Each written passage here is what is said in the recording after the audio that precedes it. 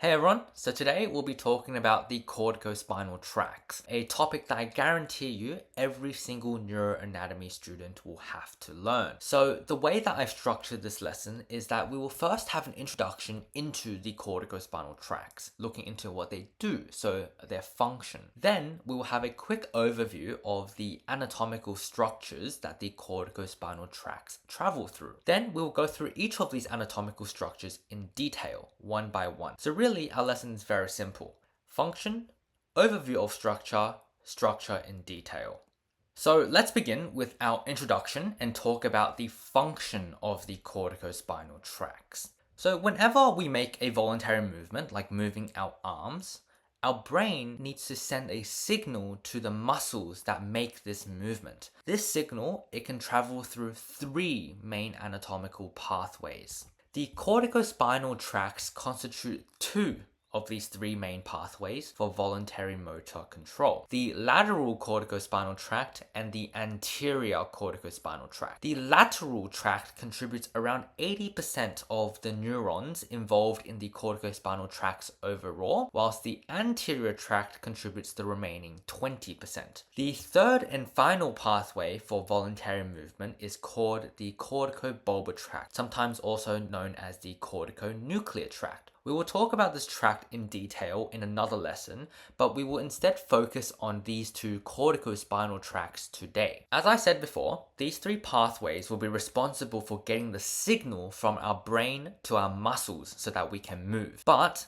they are each responsible for communicating with different muscle populations. The corticobulbar tract controls muscles of the face, head, and neck, whilst the corticospinal tracts, they control the rest of the body. Specifically, the lateral corticospinal tract controls the distal limb muscles, whilst the anterior corticospinal tract controls muscles of the proximal limb and of the trunk. So for example, if I want to move my wrists, the signal will get from my brain to those wrist muscles via the lateral corticospinal tract. If I want to move my torso, the signal will travel from my brain to those muscles of the trunk, for example, muscles of my abdomen. It will travel via the anterior corticospinal tract. If I want to open my mouth to speak, the signal will travel via the corticobulbar tract.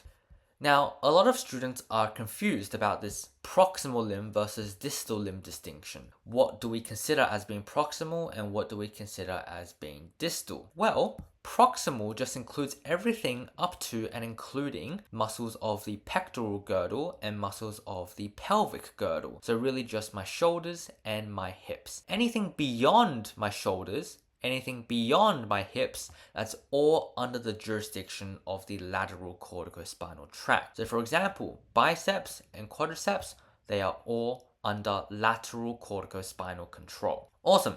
So we just learned that these three tracts are distinguished by the muscle populations that they control. However, another aspect in which these tracts are differentiated by is the type of movement they are responsible for. A lot of professors often say that the lateral corticospinal tract gives fine motor movements because they control those delicate muscles in your hands and fingers. They then say that the anterior corticospinal tract is responsible for gross motor movements because they innervate those big, bulky muscles like those on your back. Now, I am not a big fan of this distinction between fine and gross because whilst the anterior corticospinal tract does indeed mostly give gross motor movements, the lateral corticospinal tract does not only give fine motor movements. It gives both fine and gross. This is because remember that the lateral corticospinal tract also controls muscles like the quadriceps and the biceps. These are definitely powerful muscles that will give gross motor movements. So the lateral corticospinal tract is actually both fine and gross. The corticobulbar tract, like the lateral corticospinal tract, is also both fine and gross. Fine motor movements, for example, would be your facial muscles moving your lips when you speak to give you that very delicate production of language. Gross motor movements would be, for example, you chomping down on your halal snack pack. Awesome, so now let's get into the actual fun part, the anatomy. And we're going to start off by having an overview of the structure of the corticospinal tracts. So, I want you to remember that the goal of our corticospinal tracts is to communicate from brain to muscle. But to do this, it's not just one neuron that goes from brain to muscle. In each tract, there are actually two neurons that connect with each other to get from brain to muscle. The so-called upper motor neuron and the so-called lower motor neuron. The upper motor neuron will go from my brain to the spinal cord, and in the spinal cord it will meet my lower motor neuron. The lower motor neuron will then carry the signal the rest of the way from the spinal cord to the muscle. And let's take a look at what this looks like. So I've got my lateral corticospinal tract drawn out on the left here, and my anterior corticospinal tract drawn out on the right here. Now, I know there's a lot of anatomical detail shown on these pictures, but I don't want you to stress about the anatomical details just yet. We'll worry about that later on. Right now, I just want you to understand the difference between upper and lower motor neuron. In both cases, I've got my upper motor neuron drawn in red and my lower motor neuron drawn in blue. I want you to understand how both of these upper motor neurons that I've drawn, they start off in the brain, descend down the brain, going into the brainstem, down the brainstem, into the spinal cord, stopping in the spinal cord, and here is synapses with my lower motor neuron, and then the lower motor neuron takes it the rest of the way from the spinal cord to the muscle.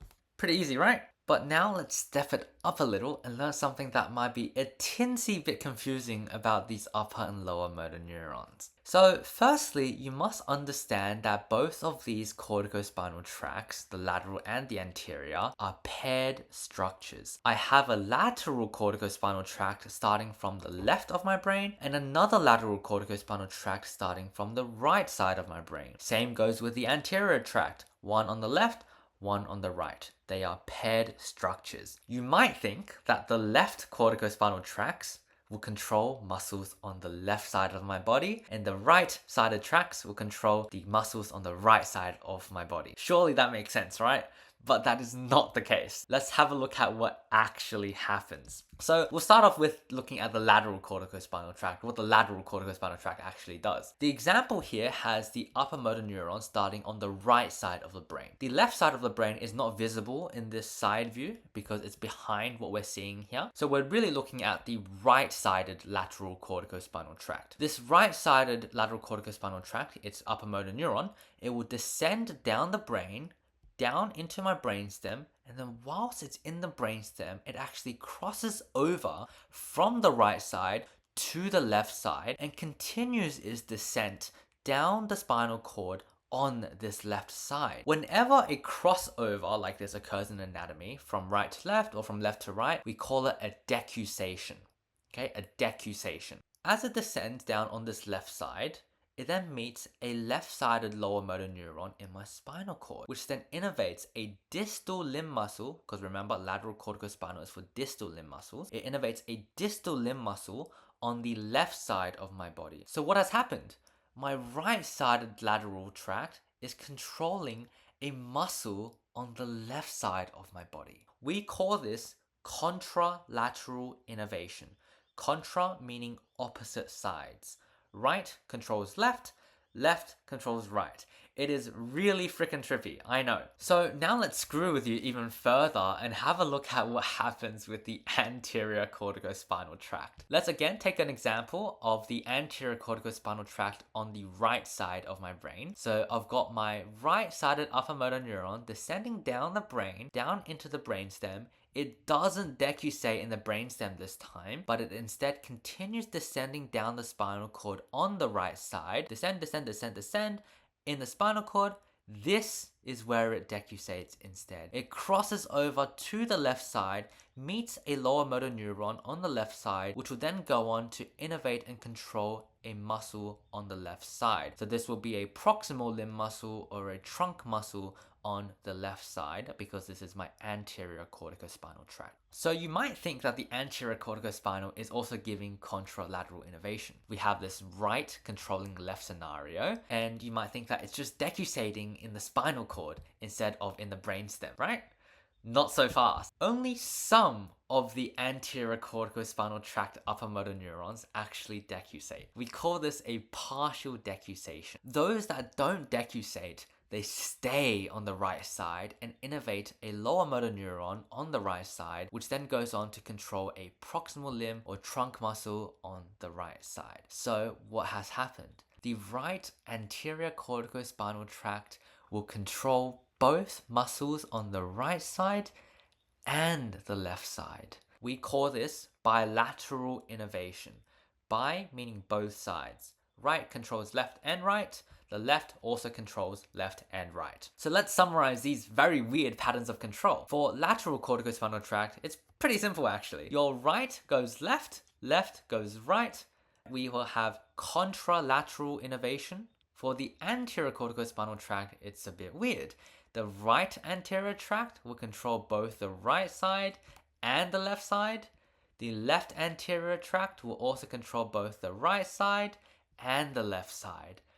Bilateral control. Now, hopefully I haven't scared you off yet, but that's it for the overview. Now let's look at each of the anatomical structures that the corticospinal tracts pass through in detail. The sites that the anterior and lateral tracts pass through are the same, and there are 5 of them. The lateral tract decussates in the brainstem at site number 3, whilst the anterior tract decussates in the spinal cord at site number 4. We'll look at these decussations once we get to each site, but for now let's start with site 1. So we know that our corticospinal tracts start in the brain with our upper motor neurons, but they start at a very specific place in the brain called the primary motor cortex, and here I've abbreviated it as M1. 1 for primary, M for motor. The primary motor cortex is situated in the precentral gyrus, which is the gyrus that is immediately anterior or rostral to the central sulcus. So it's this strip of grey matter here, and we sometimes also call it the motor strip. So primary motor cortex, M1, precentral gyrus, motor strip.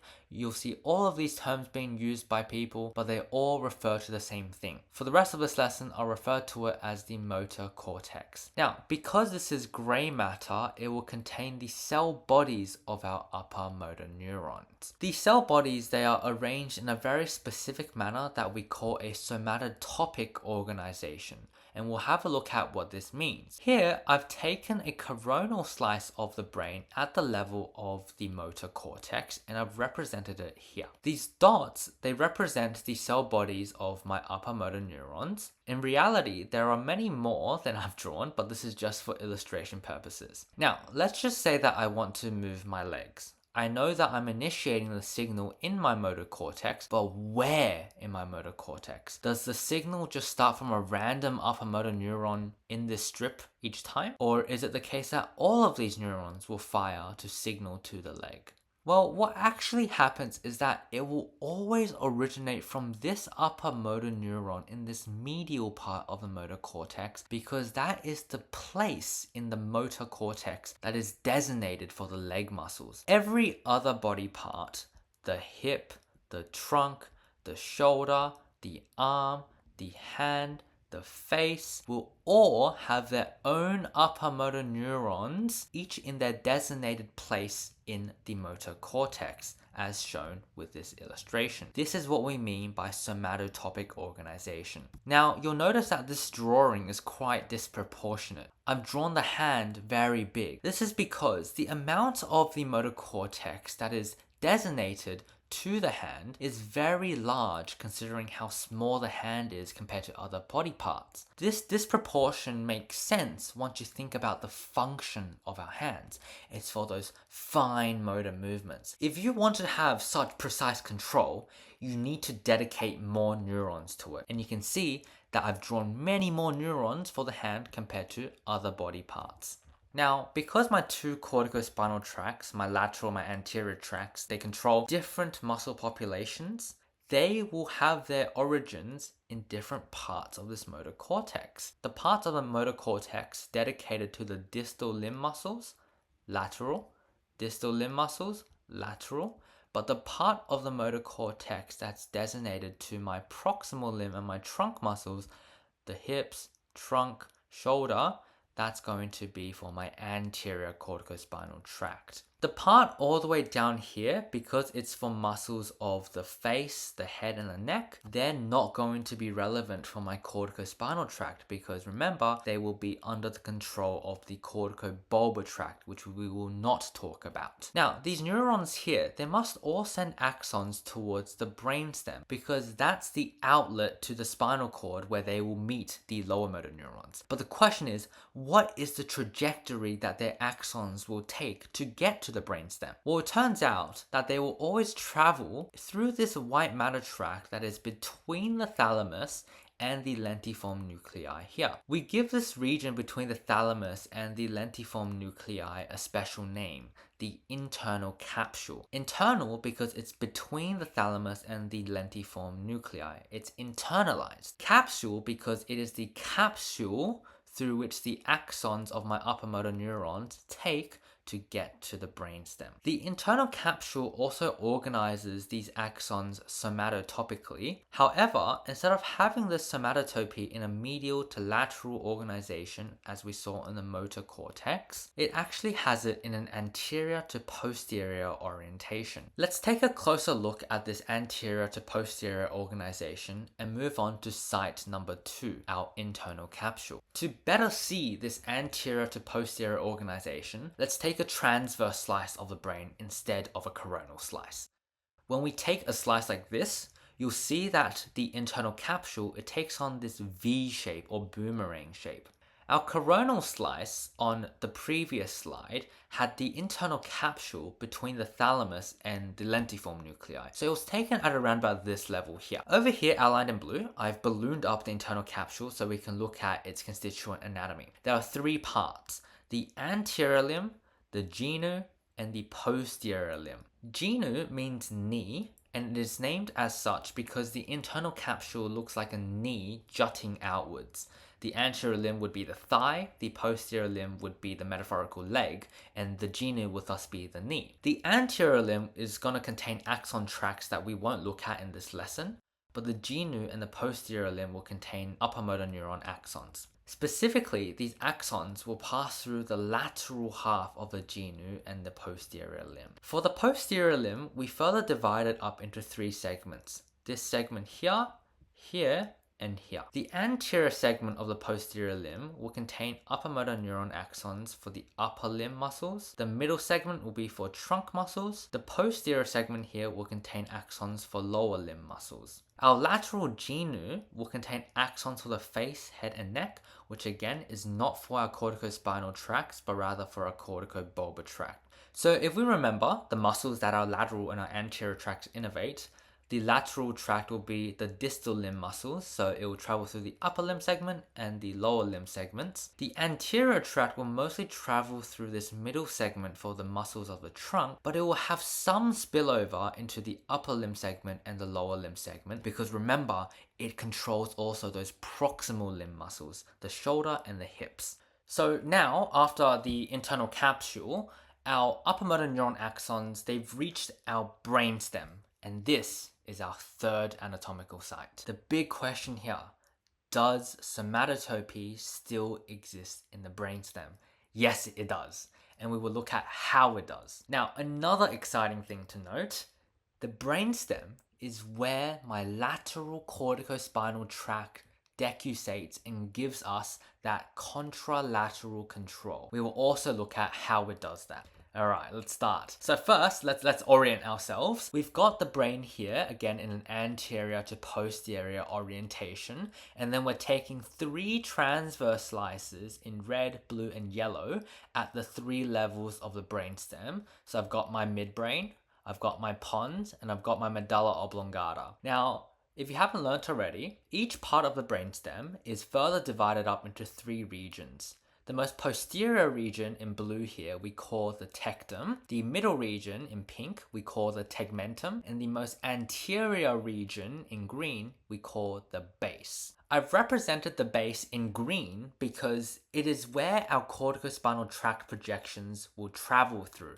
It will go through the base of the midbrain, it will go through the base of the pons, and then it will go through the base of the medulla. We give the base of each of these special names. The base of the midbrain is also called the Crus cerebri. The base of the pons is also called the basilar pons. The base of the medulla is also called the pyramids of the medulla oblongata. The Crus cerebri and the pyramids are the very special two here that we want to focus on. The pyramids are special because they are where my lateral corticospinal tract upper motor neurons decussate. They will decussate at the pyramids. They will descend down through the pyramids. Once they reach the pyramids, they cross over to the pyramid on the opposite side, and then they continue their descent on this contralateral side. So we say that the lateral corticospinal tract, they decussate at the pyramids of the medulla oblongata. Super duper important to remember. The Crus cerebri are special because they are where my somatotopy exists in my brainstem. Let's have a look at how this works in the Crus cerebri. So here I've ballooned up the Crus cerebri, and we divide the Crus cerebri into three major segments. Segment 1, segment 2, and segment 3. Our two corticospinal tracts, the anterior and the lateral tracts, will both travel through this big middle segment here. Now, this middle segment is further divided up into 4 subsegments. This anterior-most subsegment will contain upper motor neurons for my face, head, and neck muscles. So again, this is corticobulbar tract territory, not corticospinal territory. If I want corticospinal territory, I look at these 3 segments here. This one, and this one. This subsegment here will contain upper motor neurons for my upper limb muscles. This segment will be for my trunk muscles, and this final subsegment will be for my lower limb muscles. So very similar to the posterior limb and the genu that we saw in the internal capsule. Again, we can map our corticospinal tracts onto these subsegments. The lateral corticospinal tracts will go through the subsegment for the upper limb and the subsegment for the lower limb. The anterior corticospinal tract upper motor neurons will go through this subsegment for the trunk, and it will also have some spillover into the lower limb and the upper limb subsegments, because remember, they control the muscles of the proximal limb, the shoulder and the hips. Now that we are through the brainstem, we are going into the spinal cord, which is our 4th anatomical site. The spinal cord is a very special site because remember, this is where our upper motor neurons, this is where they meet our lower motor neurons. But it is particularly special for the anterior corticospinal tract because this is also where some of its upper motor neurons decussate. Emphasis on some, because remember that not all of them decussate, some remain on the same side so that we get that bilateral control. However, I want you to forget about this decussation for now. We'll talk about it at the very end. We need to focus on one thing at a time. What we're going to focus first on is how the upper motor neurons actually reach the lower motor neurons in the spinal cord. So I want you to think about the spinal cord as an elevator. The upper motor neurons, they take this elevator and they descend to the body level of the muscle of interest. For example, let's just say that I have an upper motor neuron for a muscle in my hip. That upper motor neuron, it will descend down to around about the lower thoracic area and stop there, because that is the vertebral level at which the hip muscles lie. At this level, they will meet with their lower motor neuron, and this lower motor neuron will then take the signal the rest of the way to the hip muscle. So you can think about it as the upper motor neurons making the vertical journey, whereas the lower motor neurons make the horizontal journey. Now, the spinal cord has 3 white matter tracts that function as this elevator, taking axons either up or taking them down.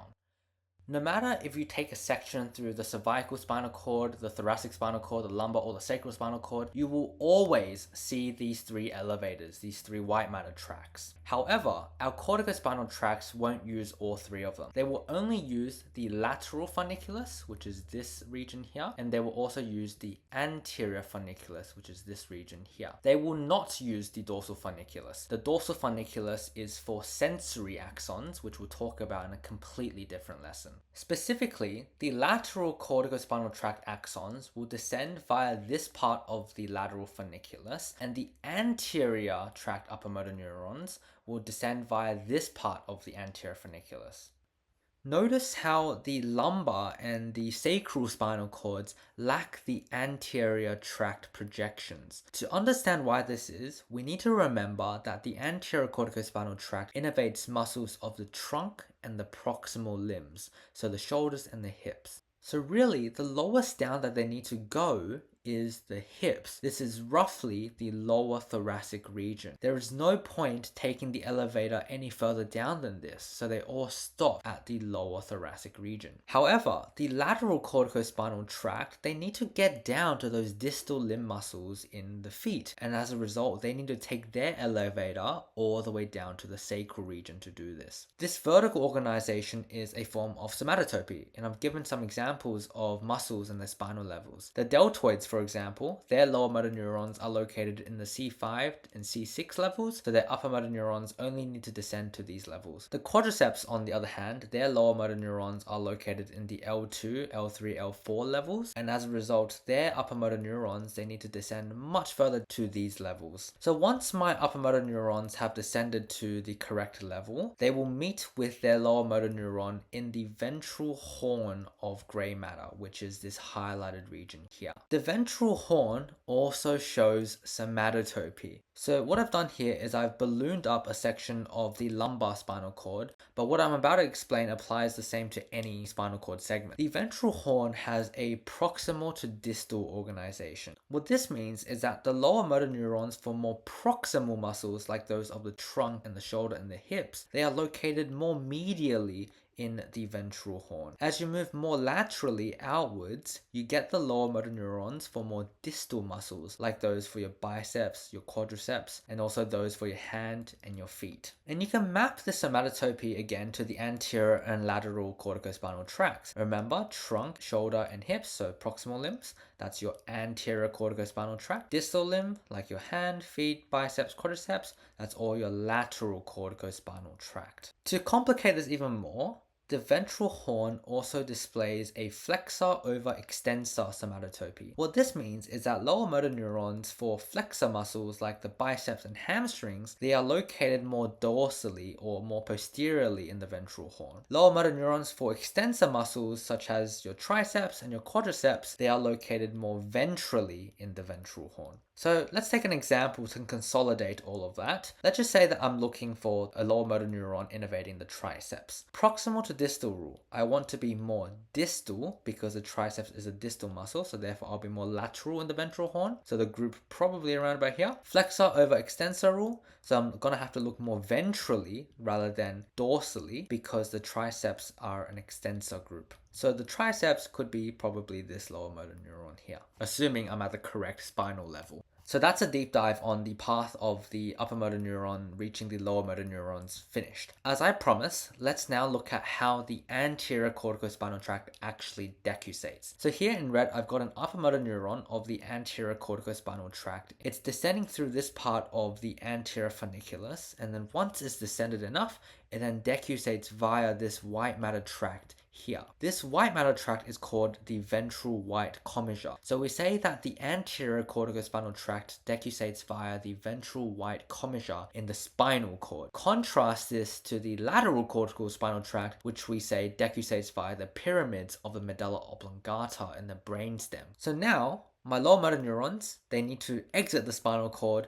before finally getting to our muscles. They exit through the ventral root of the spinal cord, which is our fifth and final site. So site 5, we say, is the root, the ventral root, that the lower motor neurons go through to give life to our muscles. Following the ventral root, they travel into the spinal nerve, which, remember from your previous anatomy studies, is the place where the dorsal root and the ventral root fuse together. So I'm getting mixed sensory and motor information in my spinal nerve, whereas dorsal root is exclusively sensory, ventral root is exclusively motor. After the spinal nerve, it can either exit via the dorsal ramus or the ventral ramus to get to our muscles. The dorsal ramus will be for muscles of the back, so for example your erector spinae group, whereas the ventral ramus will be for everything else, and we regard this as also another form of somatotopy. So again, we can map our tracks onto this. Dorsal ramus will only be anterior corticospinal because the back muscles are considered muscles of the trunk, specifically the posterior part of the trunk.